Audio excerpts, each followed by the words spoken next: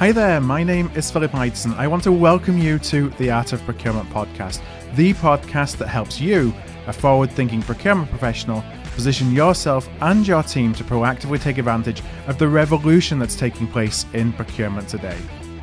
By interviewing industry trailblazers and sharing insights from our own experiences, my team and I pull back the curtain and shine a light on the strategies, tactics, and tools that procurement teams are using to elevate their impact. And today on the show, I'm sharing a recent AOP Live that we recorded in partnership with Procure Analytics. So as we know, CFOs are pushing to bring spending further under control, and they're turning to us in procurement to drive that change and increase our cost savings. Now, our instinctive response is to go find savings or focus on supply consolidation or standardization activities. And while cutting costs is important, we do have to take care in how we approach it and avoid kind of that approach we sometimes take of securing savings at all costs. So to discuss how we can approach it and drive sustainable cost savings, Kelly and I were joined by Wagh, the Chief Operating Officer of Procure Analytics, and Matt Reddington, who is the Vice President of Operations also at Procure Analytics. This AOP Live was recorded in June, and it was called Strengthening Your Corporate Culture to Survive Challenging Economic Times. So let's go into the session where I asked Mew if she found procurement or if procurement found her. So I would say procurement found me. I previously worked at a nonprofit cancer organization, and I performed analytics to expand or reduce programs across the country for that organization. And when I was introduced to the owners of this company, Procurement Advisors back in the day, and now Procure Analytics, it was a neat offering where we could use analytics to drive efficiencies in organizations. So I thought it was a nice way to marry sort of visibility to data and insights that you can use to drive optimization. Thanks. Matt, how about you? How did you find yourself in procurement? I'd say I'm one of the rare breeds that I found procurement. I actually grew up with it in the family. My father was 30 years in Procter & Gamble procurement. Back in high school, he used to tell me he was negotiating the contracts for the L'Oreal models. I thought he was sitting down talking to the models, not in a room with lawyers going back and forth. No wonder you went into procurement. Yeah, right. So, I actually have a degree from Miami University in purchasing procurement. It was the last graduating class before they changed that to supply chain management. And over the last 20 years, I've had different roles on the direct side, the indirect side, in operations, all across procurement, both for CPG companies and manufacturing organizations. Okay. There's definitely a rare breed then of actually and having a purchasing and procurement degree as well. I don't think there's many folks out there in the wild that have that. It's been fun.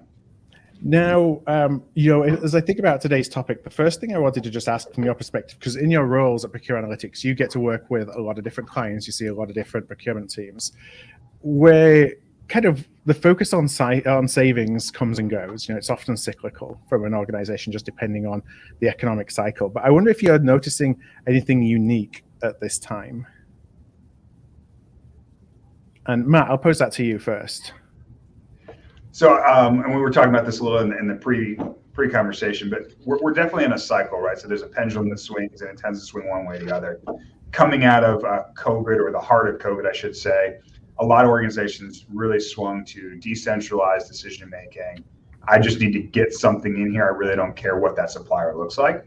Yeah. We've seen that pendulum start to swing back the other direction, especially with the CFO role saying, hey, I've got too many accounts in the general ledger. I need to get that under control, with the CPO actually having a seat at the C-suite table now, which is really something we've started to see over the past 10 years, but I say it's even more important coming out of COVID. So we've really started to see that, I'll say central-led taking more of a strong hold now versus the very much decentralized we saw over the period of COVID. But Mew, you got anything to add?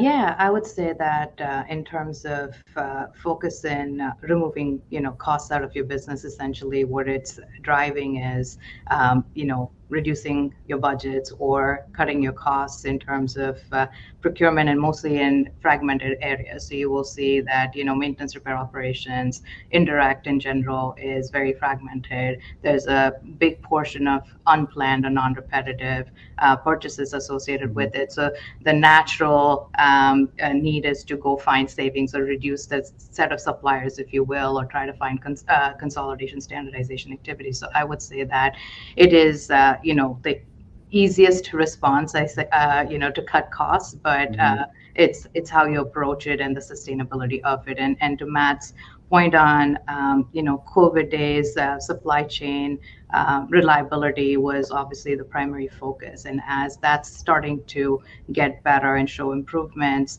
and there is this disinflation, if you will, it's not necessarily deflation, but a reduction, of the rate of inflation, that everybody is looking to get that, the next level of savings and take advantage of that downward market. Something you said then about sustainable savings, I think is really important, because it's really easy to go after savings that ultimately are not going to stick. And then in 12 months time or 6 months time, you're back at square one, or you may actually be paying more money because you went for the short term opportunity, or you did things that perhaps didn't bring the rest of the business along for the ride. And so you couldn't actually drive compliance, which I know we're going to talk about a lot more in a minute. But we see that so often. You go for the short-term hit of a good saving, but you look back 12 months' time and you didn't really accrue the benefits that you thought you would do. That's correct. Now, we have a survey that we pulled just before. Let's see if we can pull this up on screen, Kelly. Because we asked members of the Art of Procurement community, which of the following best describes your company's priority for procurement given the tightening economy? I'm just going to read out the answers just so that if anyone's listening to this later and not watching it on the webinar. So when we asked that question, in order of responses, we had 42% of respondents said that budget reductions and clawbacks your company's priority for procurement given the tightening economy. The second, 34% of responses, was primary sourcing factors being cost savings. No change in priorities was 16%, and then actually increasing approvals around spending was the last of the four choices that we gave at 8%. Now, as we look at those answers, Matt, I'm going to ask you first. Are you surprised by these results, or are these kind of in line with what you see on a day-to-day basis? I'd say the 16% was a little shocking on the no change whatsoever. I would have thought that would have been much smaller. But as far as primary focus being on cost of over a third, that's to be expected. There's still a lot of what I would say were classically trained procurement folks in the industry, where their role is to get the best total cost on a piece price from a supplier and not look at that total cost across the spectrum of what the value proposition is. The budget reductions are interesting in my mind. That can go a couple of different ways, whether that's a true budget reduction or procurement getting a seat at the table to help with controlling those budget expenses. So really interested to see how this conversation goes more around that. And Mew, any thoughts that you have on seeing those results? Now, it's just similar to what Matt just said, that the no change is definitely surprising, because everybody wants to take advantage of, the change in the conditions and the economy. So I would say that that was a little surprising. But as far as budget reductions, I think, given the challenges, the continued challenges with labor, with certain input costs, still being very, very high, this is natural. So I'm not surprised to see the higher budget reduction and the cost containment, if you will. But I think, how you get there and, who you involve in the process is very key to drive those. And Kelly, anything from your side that jumped out as you looked at those? Well, obviously the 42% jumps out, right? But I think the thing that I think about, and Phil, you and Matt have both commented on this, it is in fact cyclical.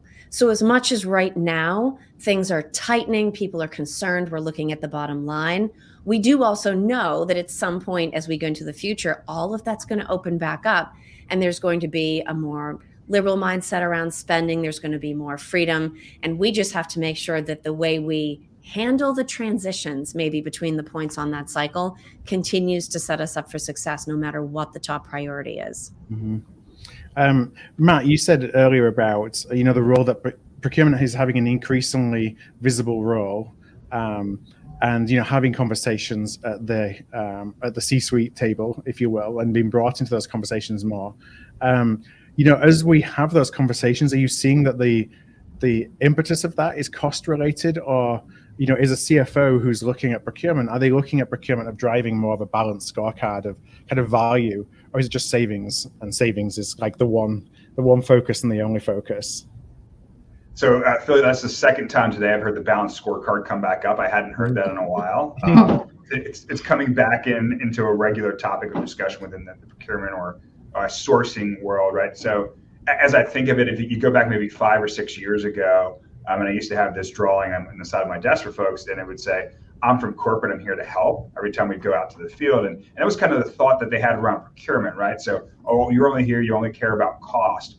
What I think folks have seen coming through COVID and coming out of that is that the procurement organization can really set up some strategic partnerships that drive a much broader total cost of ownership for the organization outside of piece price. To your earlier comment, Phil, you may take an additional 3 or 4% savings from somebody today and 12 months from now, realize, that may not have been the best deal, versus looking at what that total value proposition is. As we look at a lot of the businesses we interact with personally, many of them lack clear reporting to be able to measure how successful that pure price negotiation was. Mm-hmm.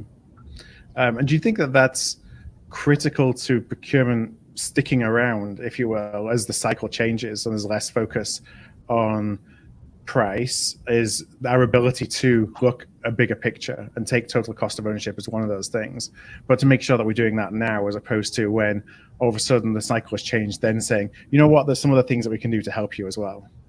Oh, absolutely. Reporting is critical, because if you can't measure it, then you can't drive value to it, and you can't get people to drive change, right? So everything we've learned from COVID is everything drives around individuals making change and having that change be affected by those individuals, as opposed to driving change affecting the individual. And that's a very key difference there. But the reporting, being able to track things, not just at a supplier level, how much did I spend this year versus last year, but taking it down to a SKU level, understanding specifications of what you're purchasing, both on the direct and the indirect side, are very, very critical to procurement's long haul success. Much as we saw the supply chain senior vice presidents and chief supply chain officers rise prior to COVID to a seat at the table, keeping procurement there is really going to be driving that value, so that the marketing organization, the operations team sees an ongoing value, not just we'll bring them in every 3 years to get a new price. Mm-hmm. Now, we had 42% of responses. The top bucket in that poll was around budget reductions.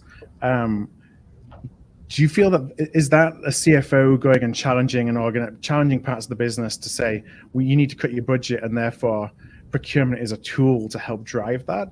Or can we be proactively helping organizations look at ways to reduce their budget by bringing opportunities to them, so that we're actually playing a greater role then in the delivery of those? Like, how do you see those? Is it kind of top down, or is it bottom up from procurement in helping budget reductions? I think it's both, Phil. So I do see the initiatives. Obviously, senior executive leadership is going to have line of sight to the reasons why they should be reducing budget, and it's naturally going to trickle down to the teams that help drive that. So I think there's always going to be an element of that staying. But as far as taking a proactive approach, I think I would say that they should heavily lean into their providers as well as their internal team and stakeholders, and that's where the consistency is taking cost out of business methodically and thoughtfully is important, and being able to do so with your internal teams backing it is very important.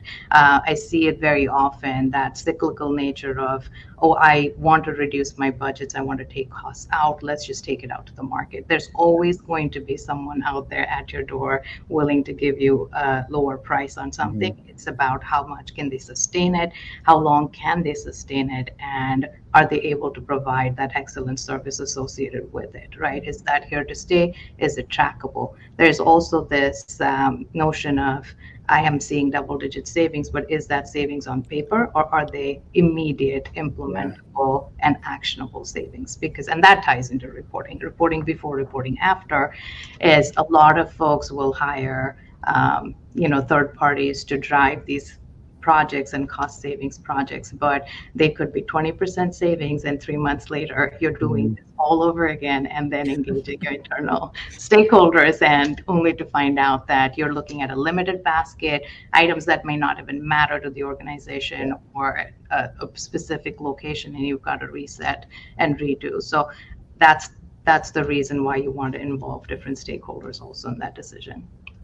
And Phil, can I tag onto that real quick? Please, Matt.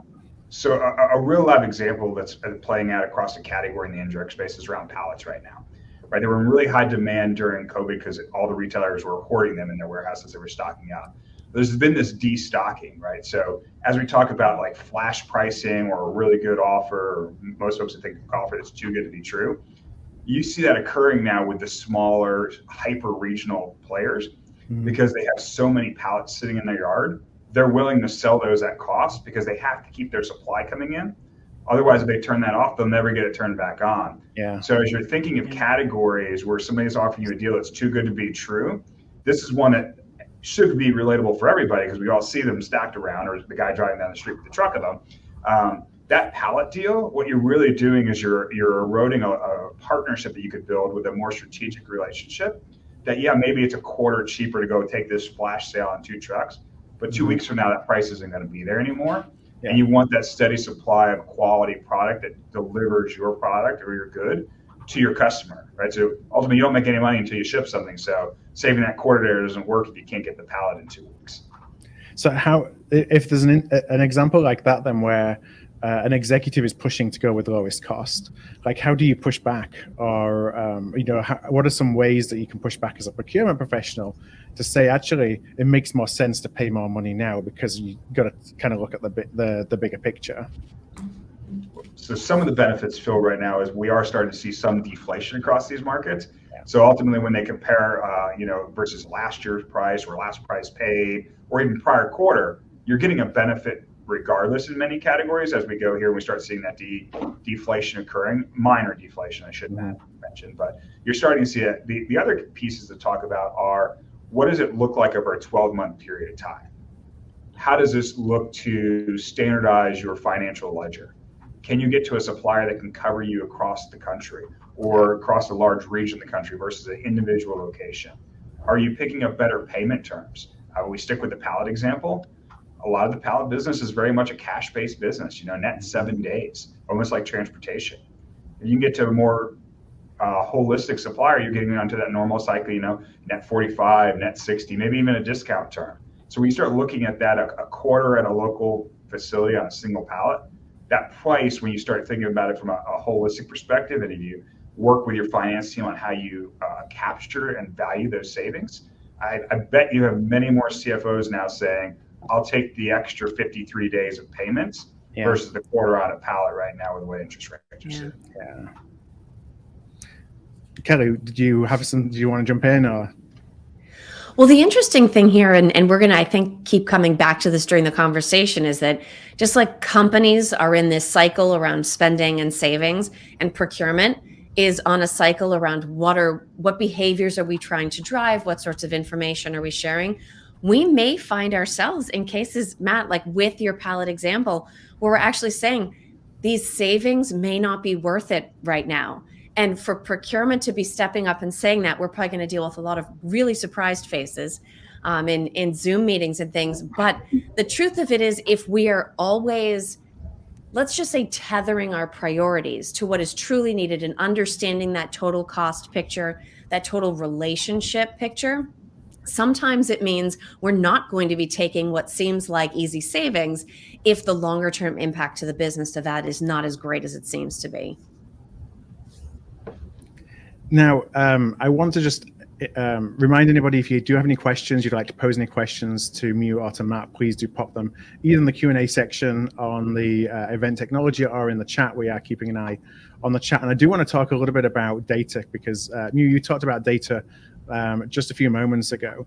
And as we're starting to kind of do, starting to look at reporting and understanding what information we need to know about what we're spending, so then we can start thinking about where the opportunities are to drive savings and drive kind of those responsible savings. What kind of data points are you looking for? So just some basics, I would say, are key. One is, I would say the basic thing is consistency across all of your locations, right? That tool, the investment of technology in a great tool that can drive consistency and visibility across the organization is important. I think that's the first, that's the starting point. And from there, then you can look at some basic things to drive, such as, your pricing, your PO dates, your on-hand inventory values, your critical items, because you can go into this spiral of tracking savings or looking at last price paid and current pricing on items you have not purchased in the last 3 years. And you have to draw that distinction on what truly matters and what is repetitive, what is critical to the plant operations or to your locations at large, right? What can you pull from each other? I think that dependency or creating that sort of a shared pool of resources and inventory within locations, so visibility, all of that is also very important, because there's another way to drive cost is internal optimization. One way is to obviously reduce your pricing, but the other way to do is get smart about how you're optimizing your own inventory and your own spend, if you will, and rely on each other to not duplicate efforts on some of these things. So I would say that a great reporting tool, whether it's a P2P or P, whatever you're using, and consistency across the organization is the best investment that any organization can make.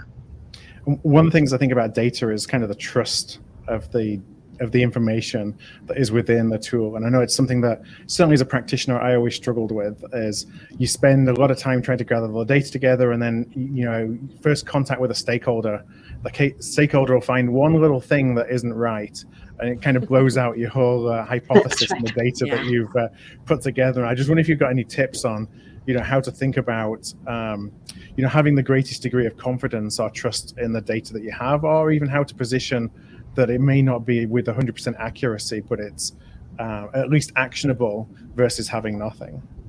Yeah, I would say having, a consistent focus group as well to help with that messaging, right? Because, if it only comes from procurement, it's really one-sided. I think it's important to have operations, maintenance, manufacturing, marketing, everybody in sales, for that matter, everybody who is directly related to it, be engaged and show that the pattern is inconsistencies. I spoke about MRO before. The category itself lends to disparate information. You're not going to have a clean parts information. It takes years to build something like that. And it's always forward looking. If you look at, your last 6 years, 10 years of data, you're going to find Joe Smith in the part description, and that's what you have to live with. You don't know what that is, and those are the kind of things that you have to work towards. It's what categories are you dealing with, and then the driving it towards the consistency and better formatting, not so much relying on what was history. When you have a high volume, a category that's got high volume of SKUs, and MRO could be one of those, are you looking at doing something that's more like a market basket? So you're taking a kind of the Pareto approach to figuring out what's the high volume, what's the high spend, and using that as the basis of reporting, as opposed to trying to you can spend too much time to get 100% accuracy on everything that you buy, but actually there's not necessarily a great deal of value in doing that. Yeah, just as Matt said, in terms of the, looking at pricing, not too far out, but more in the, last 3 months, if you will. I think that is key. As far as a market basket approach, MRO specifically, you would say about 25 to 30% is repetitive purchases year over year. You're talking about your facilities maintenance, your people safety, a little bit of hand tools, power tools, and everything else is mostly spot buys or ad hoc purchases.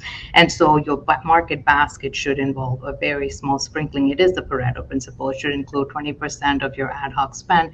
80% of it should be your repetitive purchases. And you want not all of your high users, in terms of like your high movers, to be part of it, because a lot of providers out there will show you the best pricing on the top movers and they make up margin on the rest of it. So you want to have a really good sprinkling of the true representation of what your spend cube looks like. So that's what I would recommend in terms of building the market basket. And again, in terms of measuring that towards pricing, a majority of our folks are going to get hung up on that last price paid. In today's market, the definition of the timing for last price paid cannot be last 12 months, cannot be last 18 months or 2 years. It should be last 3 months at best. And you should be saying, what am I going to pay for this item today?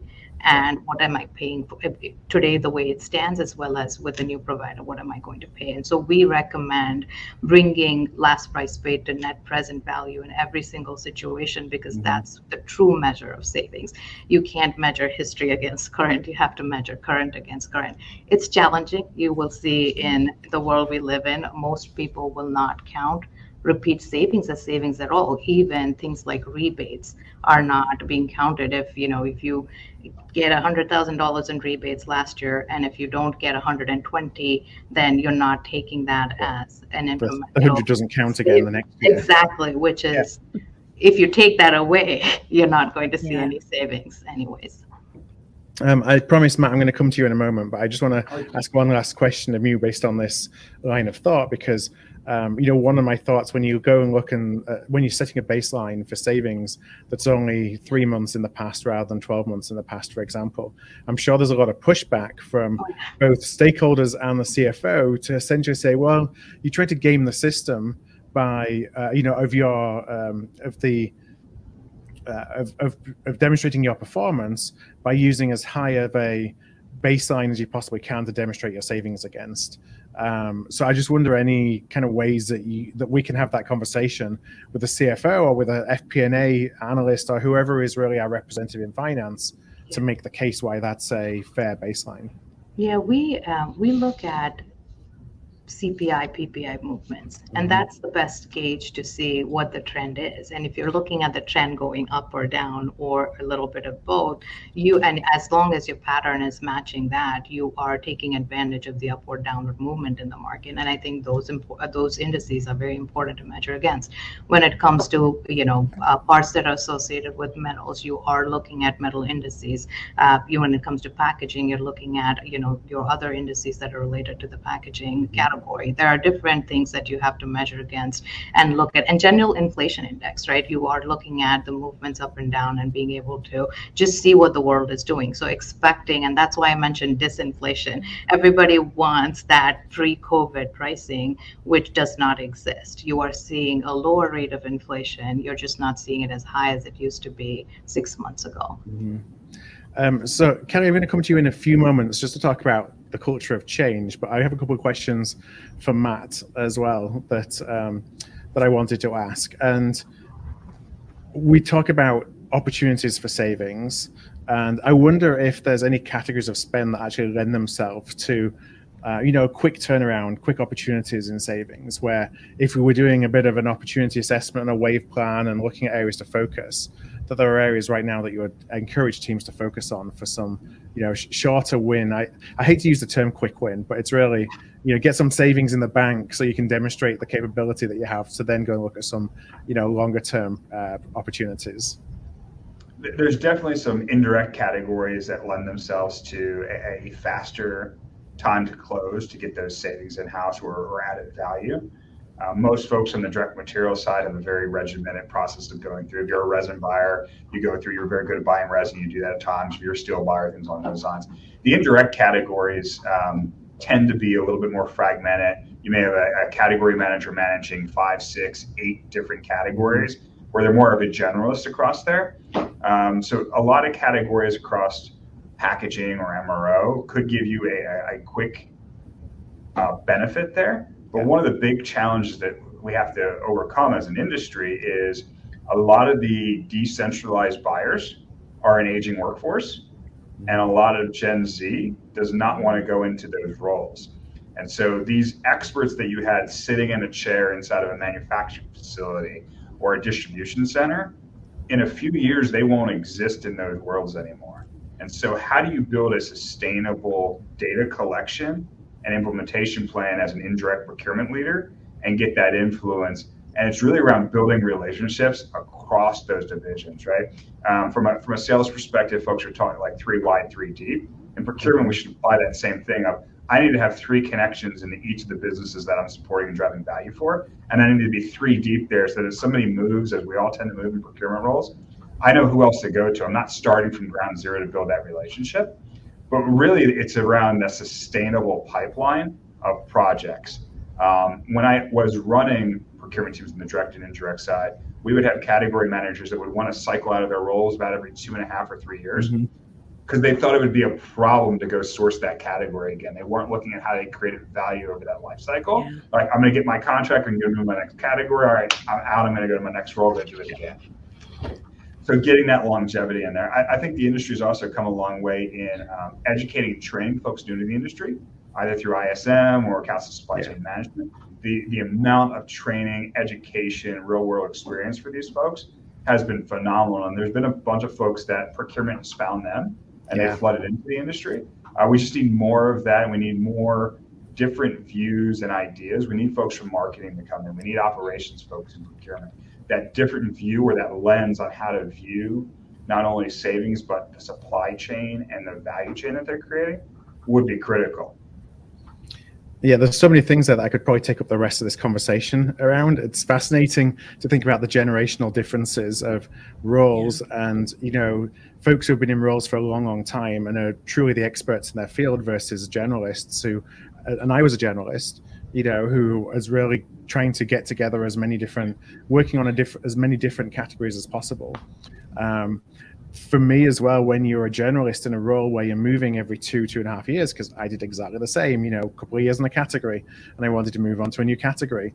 But then your thinking is very short term. Your thinking is about how can I extract the best, the most out of this category in the 2 years that shows, you know, exponential improvement from what my predecessor did so that I can position myself from a career perspective, but without really any thoughts about what's going to happen in year 3, because I'll be on to my next category by then. And I think that, you know, from a leadership perspective, there's a challenge there in fostering that culture of, you know, you want to grow, but also long-term thinking. Oh, absolutely. I think you're seeing even more with the late Gen X, millennials, Gen Z, as their careers are very different than early Gen Xers or even boomers, where they stayed in one organization and they moved as their organization asked them to move. You've now got a generation or 2 generations of individuals that in some ways, and thinking about things, you're not sure why some people move jobs. Or they want to go work in a different part of the country, right? They spend their whole life growing up in one city and they decide, you know what, I want to go live in Seattle. I'm going to figure it out when I get there. It very much is a flashback in my mind to not when I was alive experiencing, but things that I've heard around, you know, late 60s, early 70s, that people just wanted to go do their own thing. So it's interesting. I think the universities have done a good job of starting to train folks coming in. And I think there are a lot of great training programs on how to be in procurement and sourcing organization. But really getting that data pulled together is key as you got that aging workforce to be able to implement and execute against something. But procurement needs to be a friend. They need to have relationships. Without relationships, a price on a piece of paper is meaningless. And to use earlier comment, 3 months from now, you're going to be doing it all over again because you had no buy-in. And organizations are change fatigue. So you need to get those champions early, right? You're going to pre-sell your idea to a couple of your champions before you actually sell your idea to the CFO. So that's a great segue, actually. Kelly, I'm going to hand over to you for our next kind of section of questions, which is around the culture of change. Yeah, no, that is a perfect segue. And in fact, I was thinking as you were talking, Matt, about, okay, so you're kind of describing a situation from a people or a talent perspective that a lot of us are working through. So let's think through how procurement can manage the executive level perspective, sort of on where we are right now around savings. So Matt, if you're working for a procurement team whose company is in that 43% where budgets are being slashed and spend is being clawed back, and the executive team calls procurement in and says, okay, guys, it's ready to go into battle. We need you to get out there. We need you to get those savings. In that moment, what questions does procurement need to be prepared to ask to understand, okay, is there anything specific behind this that might change the way that we execute it? Or is there any messaging around this choice that we can use when we go out into the organization to work? Are there questions or pieces of information that you would want to bring into the conversation in that room at that point? Oh, absolutely. And the internal messaging is very different than how you take that out to the suppliers, right? So if you go out to suppliers and say, well, we just got a mandate from our CFO, you got to give us 10% or we're going someplace else, that generally is not going to work very well, especially in a market where folks are butting up against capacity. So we're coming out of COVID still, and you've got a lot of that going on. Some of the things to really understand from that CFO or whoever the person that brings the procurement organization in are around what's not only your short-term goal impacting this year, but what are we looking at trying to do, not this year, but next year and 3 years out? What's important to you? What would success look like? Would success look like more strategic suppliers that are coming in and providing ongoing value projects for us that may drive multiples on a piece price? Are we desperate for a savings today? Like, do I need to talk to my incumbent to discount something today? And are we willing to sign up for a longer term agreement? To understand what those parameters look like. In many cases, putting a supplier in place or making a supplier transition purely to save 3, 5, 7% will backfire and end up costing the organization more because people won't be bought into the change.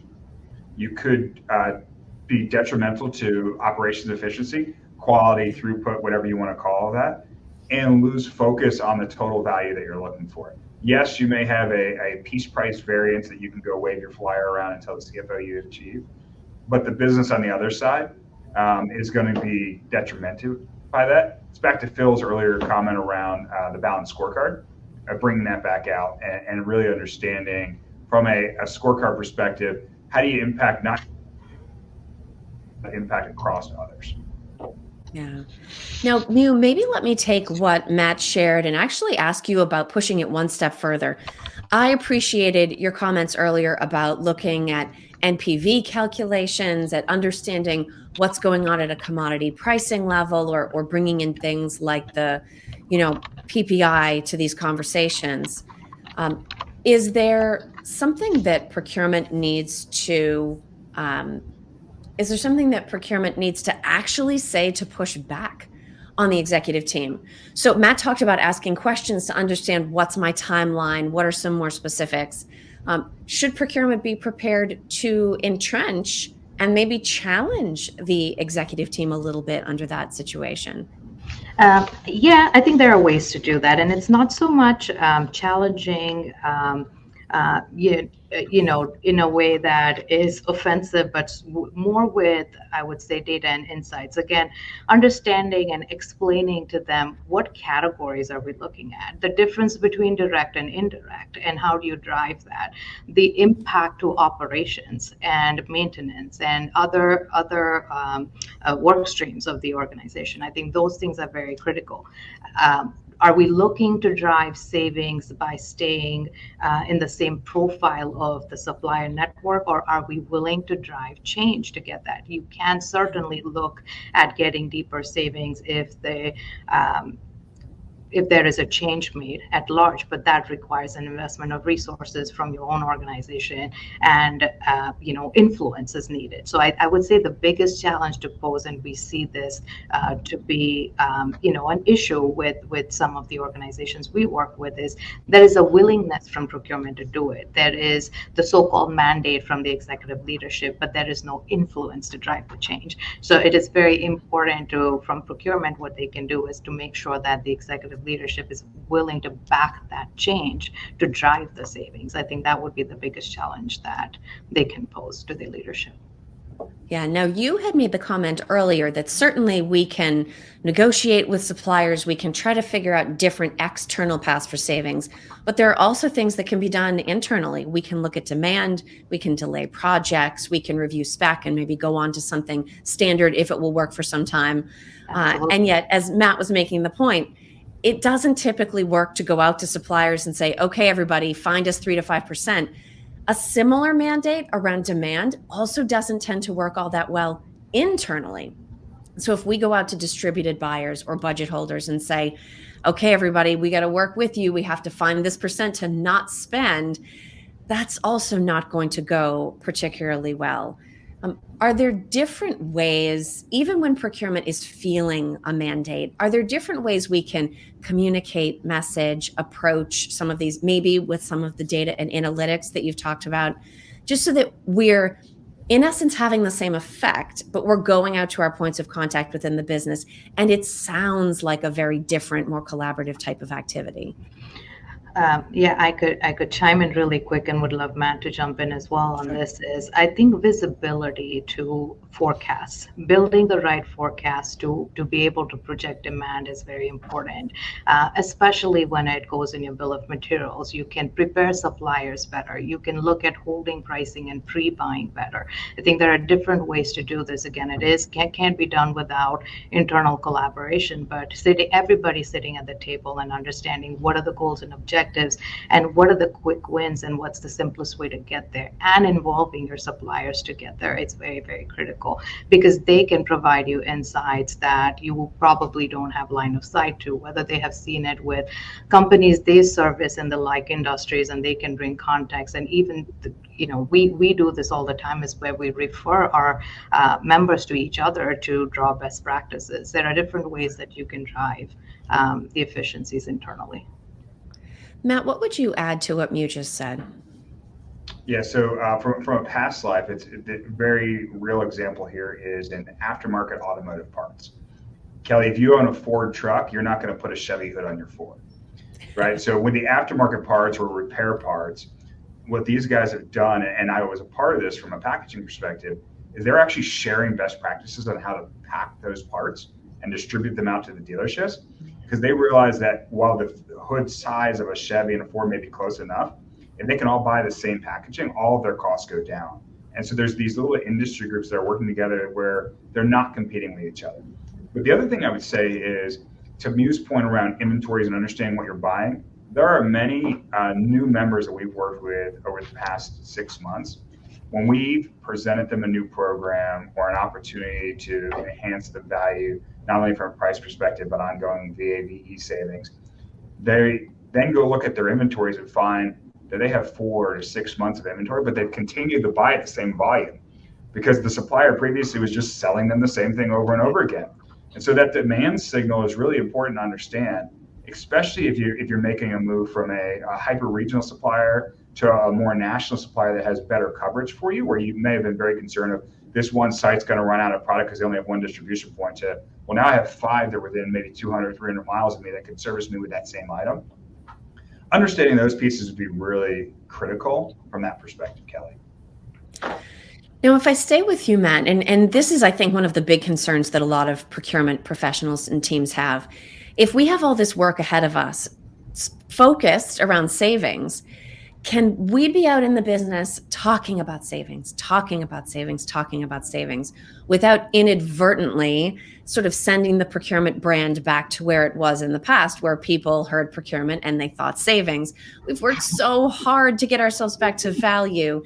Is there anything that we can do about the way we have those conversations to deliver the short-term objective, which is savings, without interfering with our brand bigger picture or longer term?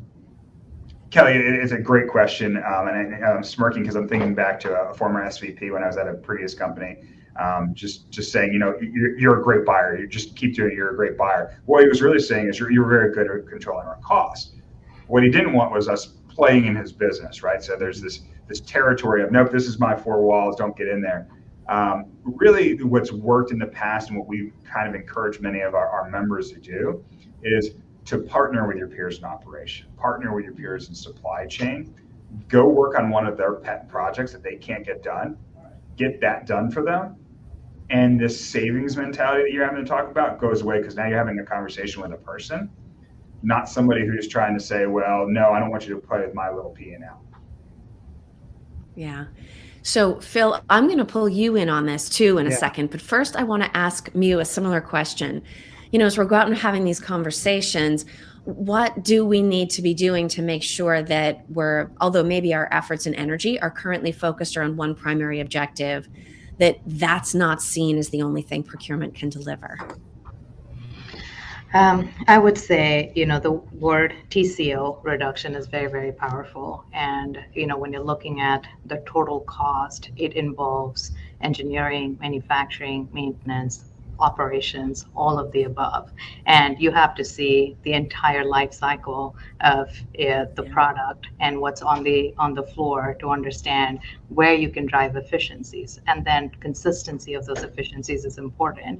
Once you're running on very efficient operations, the cost reduction automatically follows. And I think the focus needs to shift from piece price product savings as much as running your plants and operations efficiently, and everything automatically follows.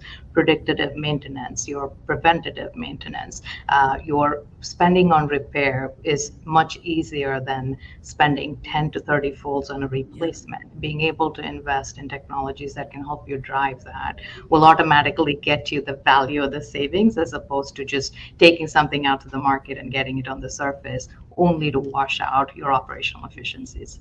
Yeah. Now, Phil, here's where I want to get your point of view. We're regularly having conversations with executives, with teams, where we're genuinely trying to figure out, okay, what do you think your problem is? What is your problem actually? And how can we potentially help you? Do you think there's an opportunity, even if procurement has to sit down and have these somewhat difficult conversations with budget holders, with internal buyers around, listen, we need to find ways to cut back somehow or other. That's sort of the downside of the conversation.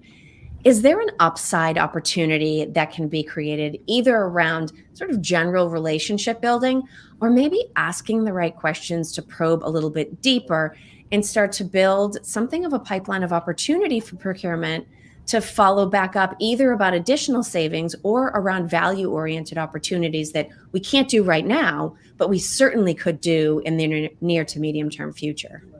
Yeah, I mean, I definitely think that we sometimes don't think of we're not self-aware of what an organization thinks about us. And so that's one of the challenges we have, because we're afraid, and I did this as a practitioner as well. So I'm certainly guilty. You're kind of afraid of going and asking because you don't want to hear what the rest of the organization really perceives that your role to be as procurement, and instead you just complain about the fact that, well, they never work with me, or I'm always being brought in late to opportunities, or everyone just is trying to go around me, but without really understanding a root cause analysis of why that is. So there's definitely a lot of benefit in going and talking to the organization, whether it's you that does it or a third party. Sometimes it's easier for a third party to go and have these conversations with your stakeholders to truly understand what is the perception. Are stakeholders trying to find a way, and are they trying to protect their suppliers from procurement, or do they see you as being a true driver of value to them as a stakeholder? And where are you on that map? And then what do you need to do to close that gap? On the positive side, it may be better than you think, so that might give you more confidence to go and have some of these conversations and be a little bit more challenging, whereas before you just kind of said yes to everything because you want to keep folks happy. And we we do want to keep people happy. But obviously, just like it's not our money and we don't get to keep the savings, right? We're trying to keep the company operationally healthy. Yeah, it's such a fine line between, because we talk about it all the time. We talk about the customer experience, the customer experience of a stakeholder. And there's that line between saying yes to everything so that, you get a great NPS score because they think you're wonderful, versus actually respectfully pushing back and challenging, because that's truly our role, is to help guide our organization to get more value out of their purchases, the third party spend that they have. And that's something sometimes difficult to do because we feel that it's going to upset people and push them away from us rather than bring them closer to us. Yeah, no, I completely agree. So Matt and Mew, one last topic I want to hit with you, and this is maybe one last reminder to everybody in the audience. If you have last minute comments and questions you want to sneak in, now is a great time. But I think we would be remiss if we didn't talk a little bit about accountability. So procurement is having these conversations internally about what needs to be done, what can be changed, what's it ultimately going to mean. How do we make sure, Mew, that they don't end up just being conversations? How do we hold ourselves accountable to our part of the responsibility? How can procurement go out and hold buyers and budget owners accountable? How do we do that, again, without disrupting the type of relationship we ultimately want to have with the business? Yeah, Kelly, of course, it's very important, to make sure that the effort that's put in to drive those projects are yield fruition. And, accountability can only be driven if there is buy-in, right? So first, going back to Matt's point on making sure before kicking off the project that you have an internal set of stakeholders to help you drive the change. They will be more bought into being held accountable to driving it as well. So that is first and foremost, I would say, the most important thing. Different ways of tracking progress is very important. We have transition trackers, compliance trackers. For that, you need to baseline current state. So when you are about to start on this journey, you want to make sure that when I talked about paper savings versus the actual realized savings, it's because you are going to be able to draw that baseline and then measure on a monthly, quarterly basis what is the progress. You traffic light it perhaps and see which are the projects that are going which are on track, which are lagging behind. That helps you get to the root cause of the ones that are in the yellows and the reds. You can do that by location, you can do that by project. There are different ways to drive, and then that kind of gets you down to the person who is the person of the group of people who are supposed to be driving the change, right? So as long as you're able to narrow down to the root cause, you can hold accountability. But first and foremost, I would say that having the buy-in is important. Having internal advocates is important. So pilots work great. It's important, that you are able to show that it's worked successfully. Taking it in bits and pieces is also great. If you shouldn't be trying to boil the ocean if it is a massive project to drive the project savings, if you will. It's important to probably create take one or two key stakeholders who have a nice influence within the organization, and that is received so much better that so when one person has done this well, they've actually put their brand name behind it, and we have it trialed and tested, and I think it works really well, and a lot more people will be willing to jump on that wagon and be able to drive that change. But I would say suppliers too have this amazing set of reporting that they can provide, and they are in it to win it. Everybody can hold them accountable as well to make sure that they're that the projects that they are held accountable to are being delivered, because they benefit from the growth for that spend, if you will. So I think you can hold all parties accountable as long as you are having the buy-in from them. And it's funny that you go there, Mew, with the suppliers, because that's actually exactly what I was going to ask Matt. So if we think about whether it's, and in some cases, it ends up being contract changes, right? And that's a different set of accountability. But if we think of anything collaborative or creative that we're trying to do with suppliers, is there a sense of follow through, a sense of accountability that procurement needs to invest in and create externally to support the work that we're also trying to do internally at the same time? Kelly, I'd say absolutely. So if I go back to my CPG days, we required our suppliers to do quarterly business reviews. Well, the first one usually went pretty well, and the second one was okay. But by the third, you lost leadership participation. Yeah. It ends up being the category manager and the main sales contact. There's no traction there anymore. You had these great, grandiose ideas, but there's no accountability. One of the things that I'm a big fan of is the 4 disciplines of execution, or 4DX, and making those micro commitments. And what we've found is with the suppliers that we partner our members with, they're willing to make those commitments and report out on those commitments. And if we can get the buy-in from procurement, from operations on the other side at the member level, those are long-term sustainable cost out opportunities for folks that are going to far exceed a piece price reduction. I love that idea of a micro commitment, right? And it's sort of like we talk about pilots all the time on the digital side of the house. But when you think about any of these relationships, getting somebody to take on something relatively small and contained, but have it be something that they feel accountable to, that they've bought into, Mew, as you made the point as well. What an interesting technique. I love that idea of micro commitments. It feels very attainable. So Phil, maybe just to come back to you, I don't know if you have any concluding thoughts you want to share. We've heard so much from Matt and Mew today, but I'm also mindful of the time, and unfortunately we're going to have to start to wrap. Yeah, so I was just wondering if I could sneak in one last question, which actually goes back to earlier in the conversation. We were talking about total cost of ownership and really looking at total cost of ownership as opposed to piece price. For example, as doing comparisons of what the opportunities are around cost savings. So Matt, I think I'm going to throw this question to you because maybe you can dig deep into that procurement and purchasing degree from back in the day to answer this one. Maybe in the textbook. But I'm thinking about what are some of the advice you can give around building a TCO model? Because I think that's where sometimes, total cost of ownership is great from a conceptual perspective. Like we understand, but then it falls short because we don't actually know what should we take into account as part of that model and where should we get the information from. So mindful of we've only got a couple of minutes, you might not be able to give us the whole deep dive, but I'd love any tips that you can share around building a TCO model. Yeah, so it reminds me of the movie Tommy Boy and the brake pads that are going on in that movie. You got that reference point, right? So that's generally how procurement folks think, right? A piece price and the values on that brake pad wearing longer and stopping before the accident. And Tommy Boy does all the fun stuff in the movie. But really, when you're looking at the TCO, it moves towards a balanced scorecard of price is important, and price should be relative, right? You shouldn't pay 20% more for something to get all these other factors. It should be in the single-digit realm of reality.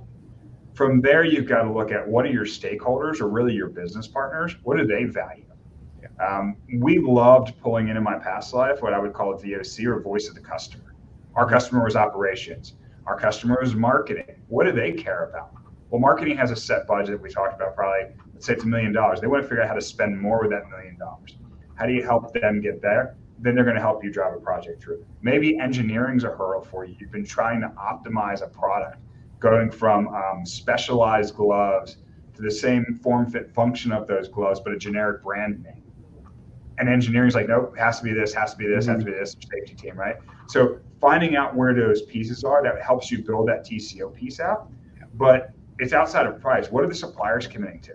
What are your other partners in the business looking to achieve from a long-term perspective? And when you start to take that lens, the TCO savings really start to materialize for you, and you start to see where you can get that value for.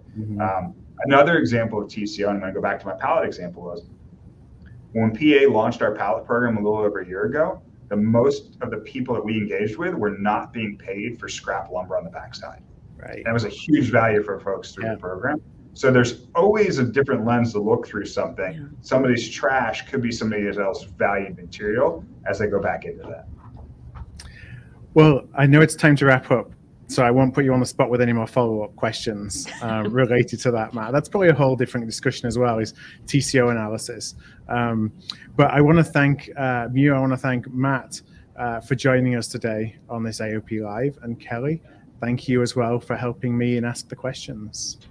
Oh, absolutely. And before anybody goes, if you're looking for upcoming events, check out the artofprocurement.com event calendar for upcoming opportunities to learn from experts just like Mew and Matt.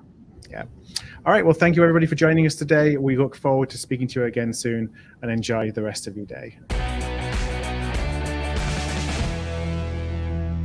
If this episode struck a chord with you, please do send it to somebody. We grow here at Art of Procurement through word of mouth, and that would be really appreciated. You can also support us by giving us a thumbs up, a star rating, or a review wherever you listen to your podcasts. Since 2015, we've built the world's largest free resource for procurement professionals looking to elevate their impact. Our resources span podcasts like this, videos, blog posts, papers, and events. To join us on the inside and to ensure you never miss an episode, a webinar, an event, or a post, please do subscribe to our weekly newsletter, This Week in Procurement. You can do that at artofprocurement.com/subscribe. That's artofprocurement.com/subscribe. Thank you for joining us today, and I look forward to seeing you again soon.